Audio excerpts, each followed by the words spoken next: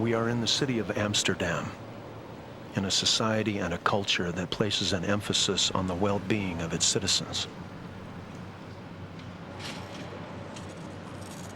The Dutch have a word that captures this feeling, gezellig. It means coziness, security, comfort, and warmth. This is also the city of Anne Frank, where 75% of the Jewish population was sent to Hitler's death camps. And it is to this city that the American artist Shimon Attie has come to create a work of public art, an installation that Attie has entitled The Neighbor Next Door. Using motion picture film photographed by Jews in secret from attic hiding places, Attie will reproject this footage of a Nazi military formation, a marching band, and a funeral procession onto the actual streets and cobblestones where the footage was originally filmed. Something very subtle, maybe a little something cool in the blue direction, maybe to counterbalance a little bit the red of the bricks here on the ground. Like all of Attie's work, the installation of these projected images is related to one central question: how to make human memory visible in the present.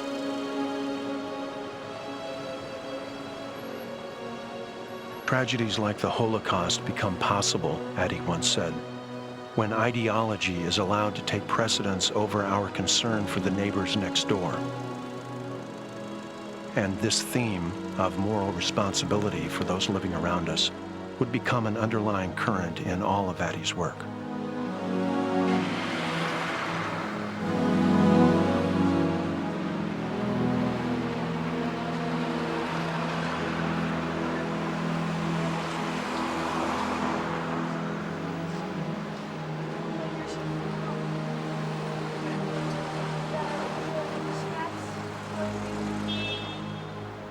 For the people of Amsterdam, the projections shown without sound or commentary could only be expected to raise questions.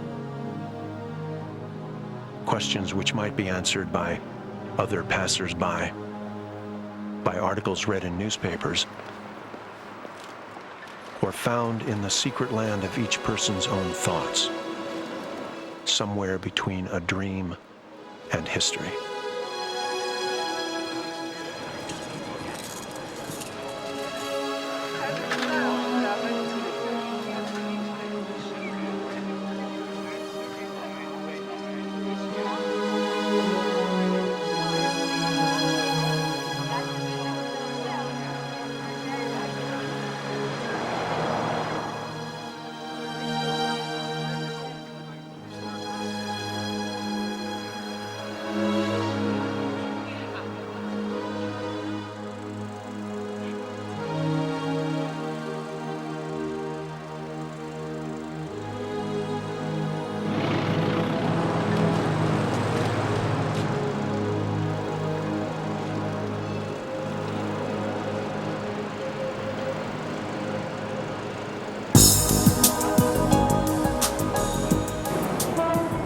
Attie has now come to New York to create his first project in his home country of America.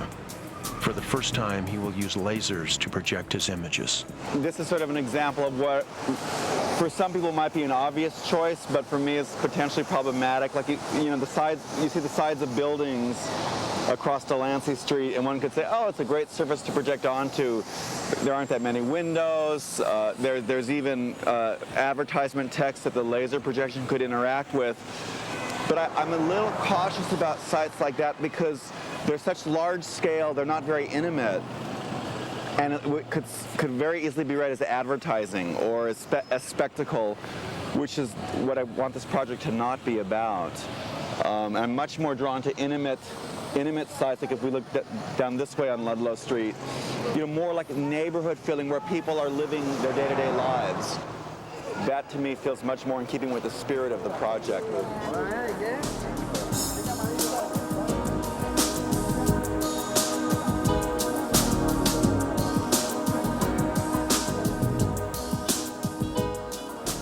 When I'm most open to the neighborhood, I'm trying to experience it three-dimensionally. from multiple perspectives and points of view, so that, for example, the first thought I have is, would it be possible to do a vertical sweep coming down this building facade, popping on the sidewalk, crossing the street, and going up that building facade in between the row of windows. Of course, the text would have to get smaller at that point. It's really fantastic. My grandparents, Syrian Jews, even they landed in the Lower East Side. It's an amazing neighborhood. I'd like to come and just show you one building. This is incredible. You know how one building can tell so many different stories. 60 years ago, a Jewish family, or let's say 100 years ago, maybe a Jewish family lived here, or many Jewish families lived here, and then maybe later it became Latino. I don't know the exact history of this building, but maybe 40, 50 years ago, Latino residents moved in, and now it might be largely Asian. So also visually, it's a similar kind of thing. I'm trying to see how can we move beyond just projecting on a two-dimensional surface, which is kind of boring.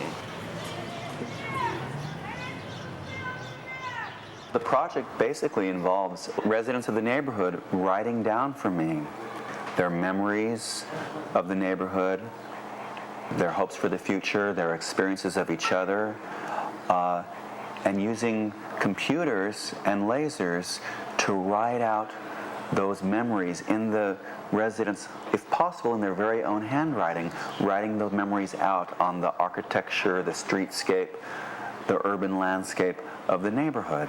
I know it sounds crazy, but every single time I come down here, which is almost every day, I stop at the pickle place here. I mean, I can't help it, because I'm wild about pickles. Every Sunday morning, my father would, we'd have like a typical American Jewish brunch. He'd go to the deli, he'd bring back kosher pickles, lox, bagels, and cream cheese. And this was like a ritual in our family. Thank you very much. Have a nice week. Bye-bye.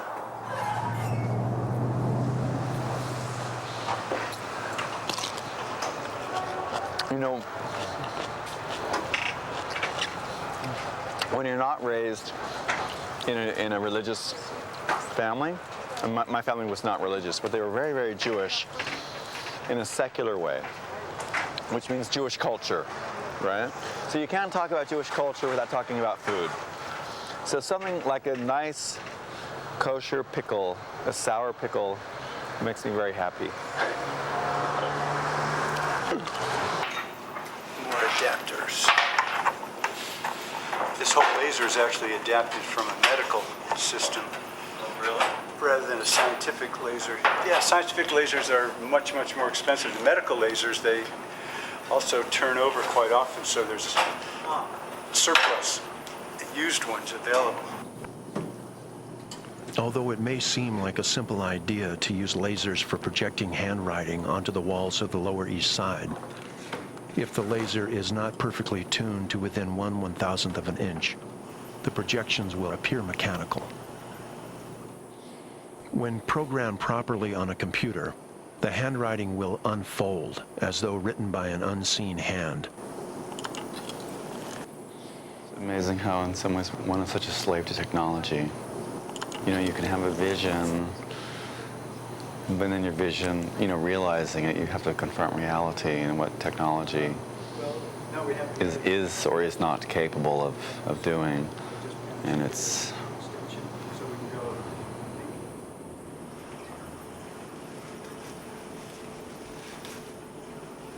kind of what I'm wanting is almost where the writing is almost like mimicking or paralleling the actual process of remembering and the process of thought itself almost.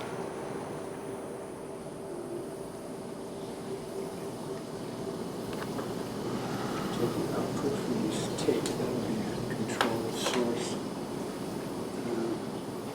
With the technical challenge of the laser still to be solved, in partnership with Creative Time, the arts organization that commissioned his installation, Attie began locating the people whose handwritten memories, hopes, and dreams would form the basis of his projections. The people to be interviewed by Attie would be found among those who came to the United States in search of a better way of life, or among their descendants. On the docks of Manhattan, government officials quickly waved the first and second class passengers on to New York. But the people in third class, in steerage as it was known, those passengers were instead taken by ferry boat from Manhattan to Ellis Island.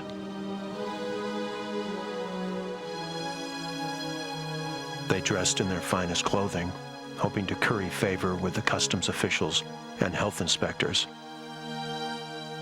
If all went well, within 4 or 5 hours, the new immigrants were allowed to travel wherever their wishes and their pocketbooks could take them.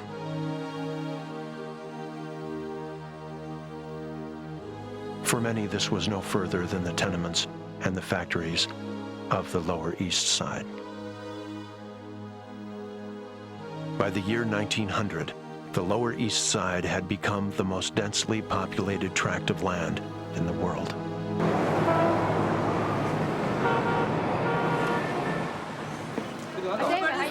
Yes, everybody there, 97. Okay. With work progressing on the technical challenge presented by the lasers, the next piece in the puzzle of the installation's creation would be its heart and soul.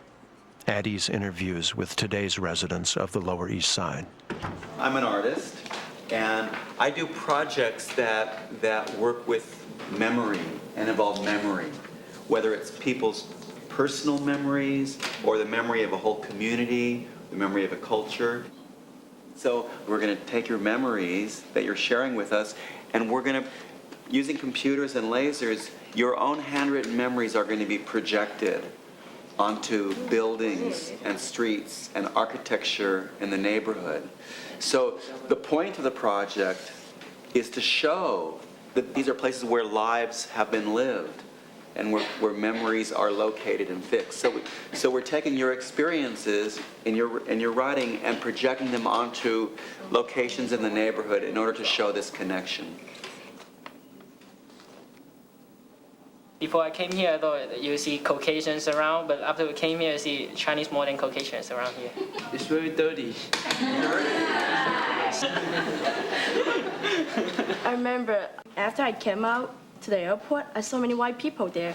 I'm so excited. I want to talk to everyone because well, it's like so real. I'm an American. I'm so excited. When I first come here, I live with 15 people in one house. The house people. The house like half of this. I can imagine. And after I came for 10 days, and I started work in the fashion factory in my uncle's. Oh, it's terrible. I couldn't believe my mom, my father's, and worked so hard in the factory right now, and I gotta work harder to get rid of this step. So that's my point. Maybe actually at this point we could actually write a little bit about some of these experiences.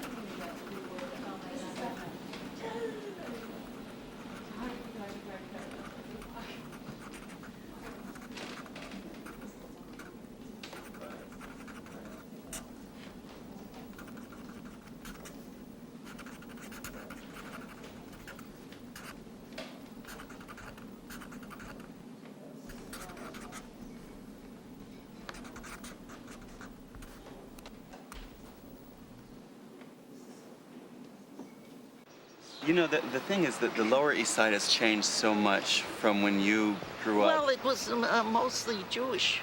Uh-huh. Mm-hmm. You know. I'm wondering if you could just maybe, like in one sentence, just write when I said, like what you just said. Like like you could, when I grew up here, it was mostly Jewish and, Yes, and tenement tenement houses, and there were tenement, Am I and right the in neighborhood was saying full of tenement houses. That would be fantastic.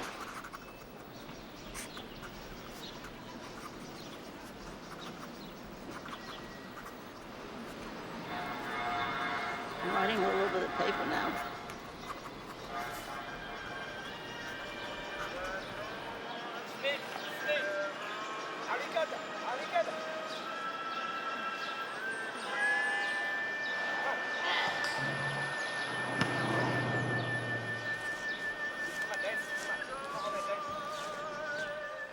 It reminds me in a very strange way of being in Berlin, where you'd see also traces sometimes of a Jewish past, but there, it would be much more subtle and maybe sort of faint lettering on buildings from a former Jewish, I don't know, a butcher or a bakery. But the meaning is so different here of finding such a trace in the Lower East Side than it was in Europe. In Europe, it's about obliteration. Here, it's more like the natural evolution of neighborhoods and communities, one moving in, then moving out to be replaced by the next wave of immigration. This is the Rivington Street Synagogue right here. I mean, just its scale, and it's so flat in the front. The arches on top. It's incredible, and it's still a synagogue today. I mean, there's many synagogues in this neighborhood that are no longer synagogues, but this one is still an active synagogue today. Hashem means God. Established peace, goodness, blessing, life, graciousness, kindness, and compassion upon us and then upon all of your people of Israel. Okay. All right? That's perfect. That's long enough. That's long enough. In English and in Hebrew. Again, that would be terrific. You're making me work hard.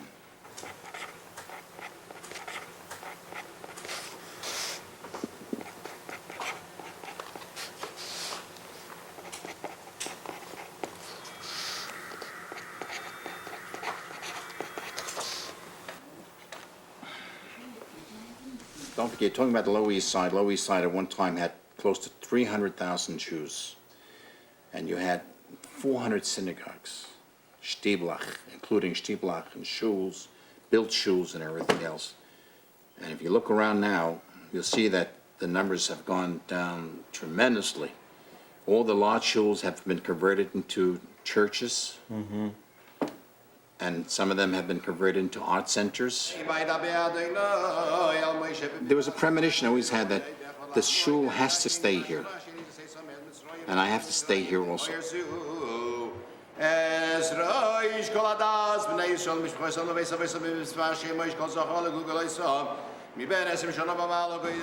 We have entered the city of Berlin at the moment that Shimon Attie was beginning to create his first work of public art, an installation entitled The Writing on the Wall.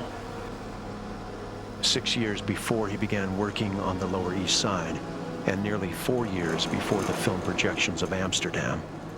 After a career as a psychologist, and after having received a Master of Fine Arts degree from San Francisco State University, this is where he began.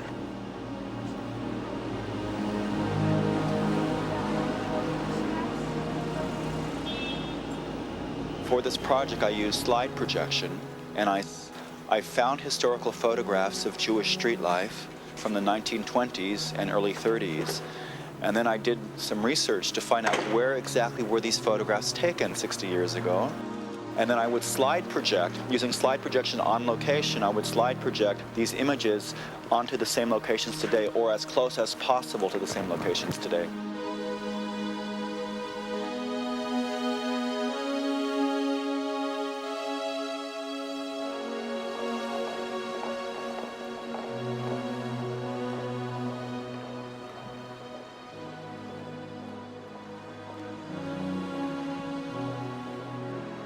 Framed against the backdrop of the former East Berlin's pre-war buildings, the projections have been described as sad, eerie collages of time, like old wallpaper peeled back to reveal the history, that lies hidden beneath the surface.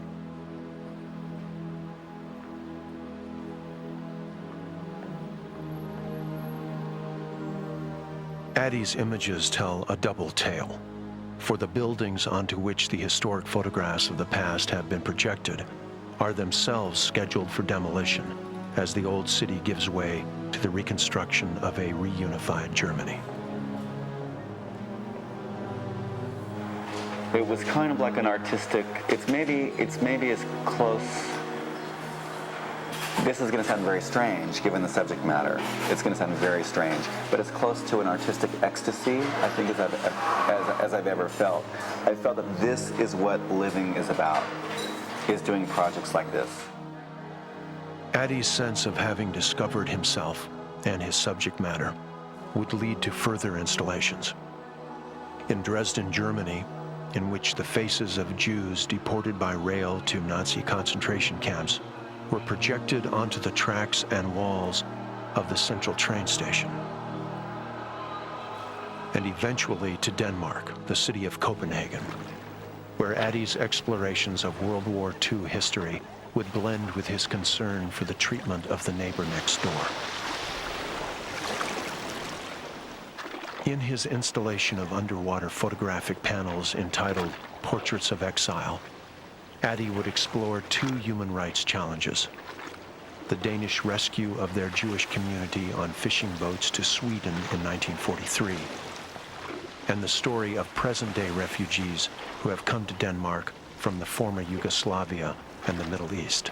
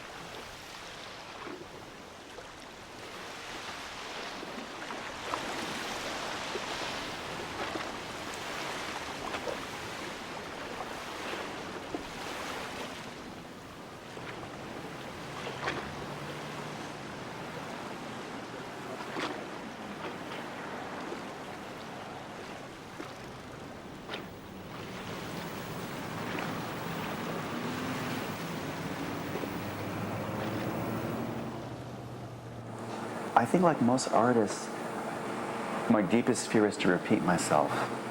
You know, I mean, if I start repeating what I'm doing, it's like a death.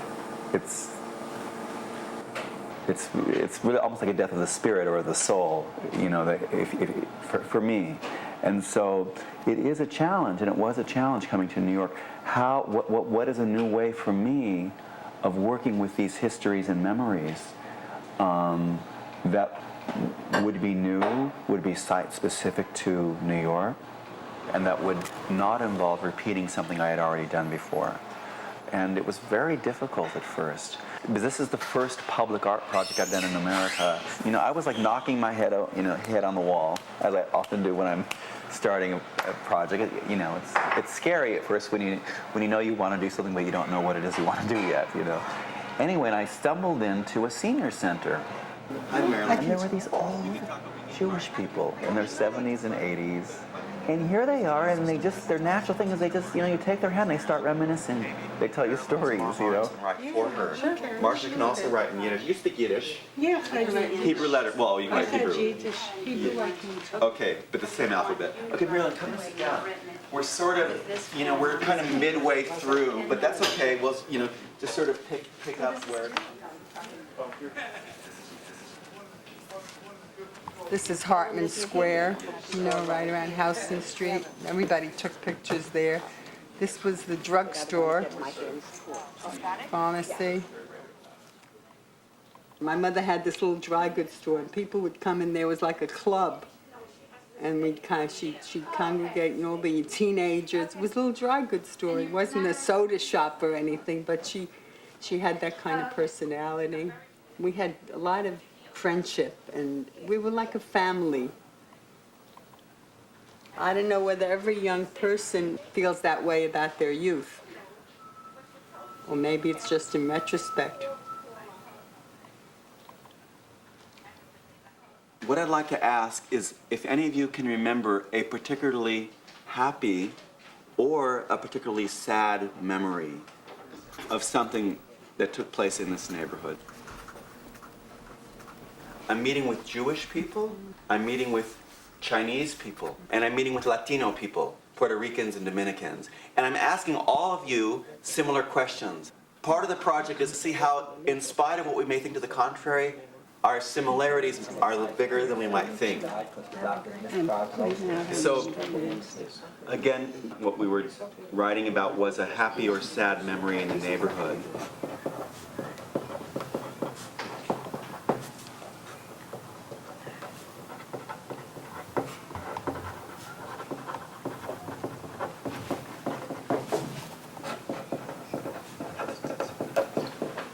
What have been the most dramatic or important changes that you have seen the neighborhood go through over the years? In which ways have you seen the neighborhood change? No hay nada de cuando estaba el teatro Louis, ahí en Canadá. I remember that. Porque yo vivía en el 23 de Ladlo y yo siempre estaba ahí cuando muchacha en ese teatro. Pero aquí no hay nada de en esa esquina. Si alguien recuerda algo, puede poner número 8. The first time I met somebody else that was not from my own race or America was a Chinese person who needed help because I was working in the hospital. And it was a little difficult because we didn't know the language. So in order for us to do that, we learned a little Chinese, you know, like Moyo Bindo, where do you live? Moyo Bindo. Moyo Bindo. I don't remember much. But at that time, I made it my business to know because it was important. You have a lot of Chinese patients at that time.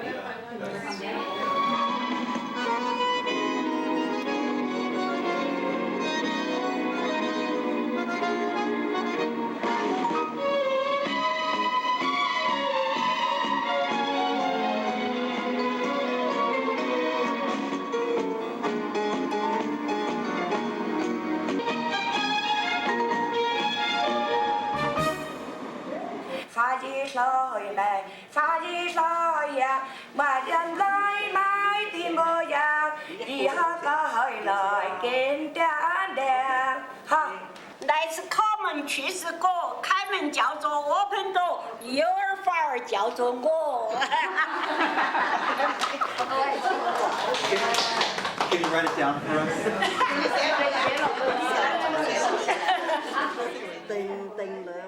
As the interview process drew to a close, one of the final stories that Attie gathered recalled the dream that first drew people to America and brought so many to the neighborhoods of the Lower East Side. In China, she is saying, in the 1950s, our goal was to achieve a communist society with an abundance of material wealth for everyone. But no matter what they tried to tell us, I never saw anything approaching this ideal.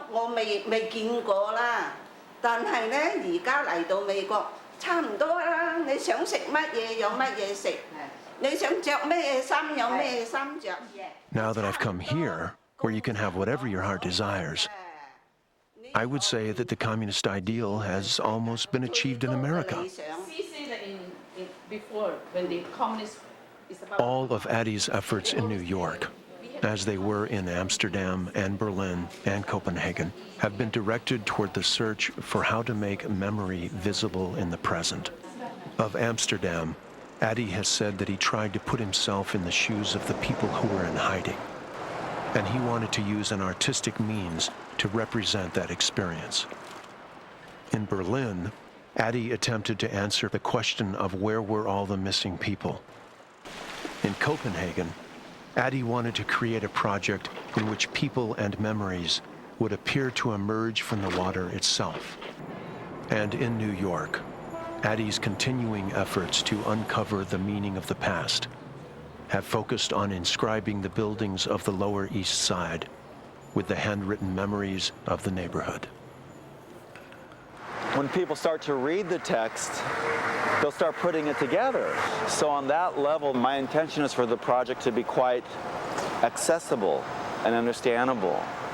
That's my hope, anyway. By the time the installation was finally completed, with fragments of each sentence projected first onto one building and then carried forward to the next, what had begun as an effort devoted solely to memory, Attie had expanded to include dreams, hopes, and even the prayers of the neighborhood.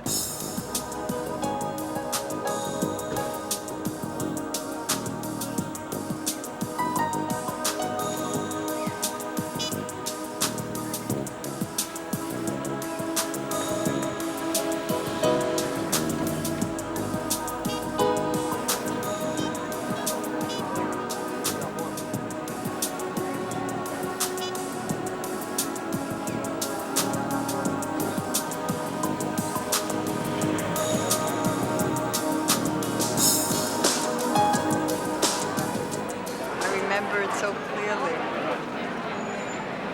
I can see faces I haven't seen in years in front of my eyes. Right over there is a Hebrew lettering, Aleph, Beis, Gimel. Oh, wonderful, beautiful, right over there. Written in 4 languages, Yiddish, English, Spanish, and Chinese. For 6 weeks, the projections illuminated the walls and buildings of the Lower East Side, a neighborhood of immigrants whose individual stories Attie had gathered into a form of poetry.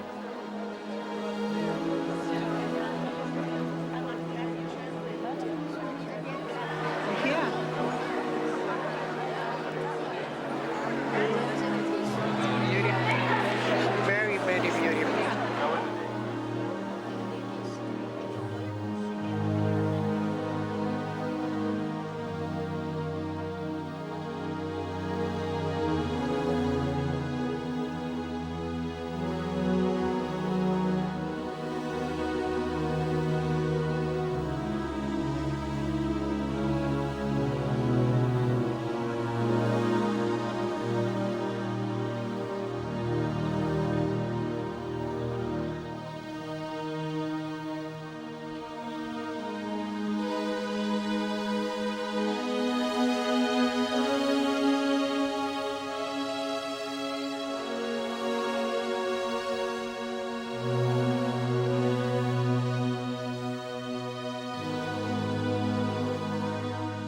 Now I lay me down to sleep.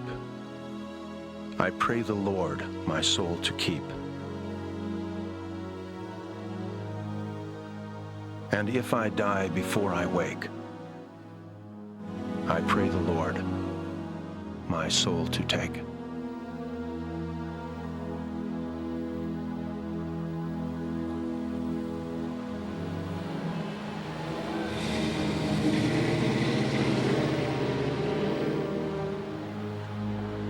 In time, the projected memories, hopes, and dreams would themselves become a memory of the Lower East Side, borough of Manhattan, city of New York.